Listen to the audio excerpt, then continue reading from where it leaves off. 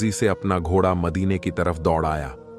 3 दिनों के सफर के बाद मदीने पहुंचे और नानी के घर जाकर मालूम किया कि अब्दुल्लाह कहाँ है, तो दिल को दहला देने वाली एक खबर उनके कानों में पड़ी। घर वालों ने बताया कि ए हारिस अब्दुल्लाह की तबीयत बहुत ज्यादा खराब हो गई थी। उन्हें दिल का दौरा पड़ा था और उनकी अभी 1 महीने पहले वफात हो चुकी है और हमने उन्हें नवेगा नाम की जगह पर दफन किया है। भाई की मौत का खबर सुनकर हारिस की भी आंखों से आंसू बहने लगे, क्योंकि वह भी अपने छोटे भाई से बहुत मोहब्बत करते थे। फिर यह वापस मक्का पहुंचे और अपने वालिद अब्दुल मुत्तलिब को यह खबर दी। जब उन्होंने यह खबर सुनी तो उनके होश उड़ गए, उनकी आंखों से आंसू बहने लगे। अपने बेटे अब्दुल्ला की वफात का गम बर्दाश्त ना कर सके, लेकिन फौरन खुद को संभाल लिया और सारे लोगों को जमा करके कहा कि ए लोगों, आमीना को इसकी खबर ना होने देना। हजरत अब्दुल मुत्तलिब ने शिफा नामी एक दाई को बुलाया और कहा, यह शिफा, तुम आमीना को बहुत समझा बुझाकर और बहुत तसल्ली देकर यह खबर सुनाना कि उनके शौहर की वफात हो गई है, लेकिन ख्याल रखना कि उनके ऊपर ज्यादा बड़ा सदमा ना लगने पाए, क्योंकि उसके पेट में अब्दुल्लाह का बच्चा है। हजरत अमीना घर में बैठी इंतजार कर रही थी कि हारिस अपने छोटे भाई अब्दुल्लाह को मदीने से लेकर आ चुके होंगे और मेरे शौहर अब्दुल्ला अभी मुझसे मिलने घर आएंगे। इतने में हजरत शिफा हजरत आमिना के घर पहुंची और हजरत आमिना से फरमाने लगी कि आमिना, तुम परेशान ना होना, मैं तुमको एक बात बताने आई हूं। दोस्तों, जरा सोचिए, शादी के 4 महीने ही हुए हैं और शौहर के साथ सही से वक्त भी नहीं गुजार पाई और शौहर का इंतकाल है गया। जब वफात की खबर हजरत आमिना सुनी होगी तो दिल किस तरह से टूट गया होगा। अल्लाहू अकबर। दाई औरत कहती है, आमिना कुछ कहना है।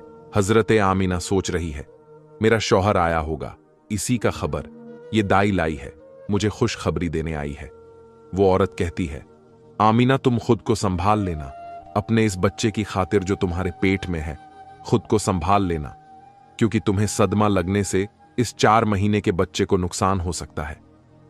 फिर हजरत शिफा ने हजरत आमिना को सारी बातें बताई कि तुम्हारे शौहर अब्दुल्ला की रास्ते में तबीयत खराब हो गई थी और फिर मदीने में ही उनकी वफात हो गई और वहीं उनको दफन कर दिया गया। ये सुनकर हजरत आमिना की आंखों से आंसू बहने लगे।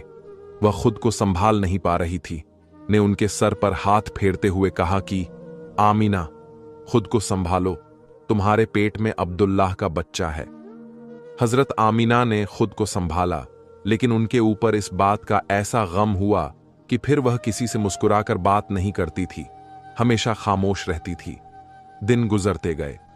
हजरत आमिना हर पल अपने शौहर अब्दुल्लाह को याद करती रहती, लेकिन पैदा होने वाले बच्चे की खातिर अपने दिल को संभाल लेती। मेरे हुजूर की अम्मी किस दर्द से गुजर रही होगी। अल्लाह अल्लाह। इसी तरह वक्त गुजरता गया। हजरत आमिना कहती हैं, 3रा महीना गुजरा, 4था महीना गुजरा, 5वां महीना गुजर गया।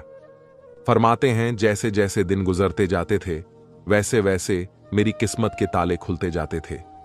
फरमाती हैं, 5 महीने गुजर गए। हर महीने कोई न कोई नबी आता रहा और मुबारकबाद देता रहा। 5 महीने का अरसा गुजरने के बाद एक दिन हजरत अब्दुल मुत्तलिब काबे में तवाफ कर रहे हैं।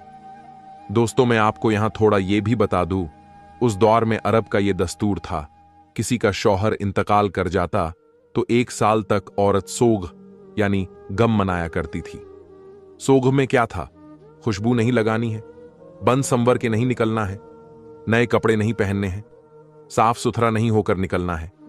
ये सारी चीजें सोग में शामिल थीं। हजरत अब्दुल मुत्तलिब काबे का तवाफ कर रहे हैं।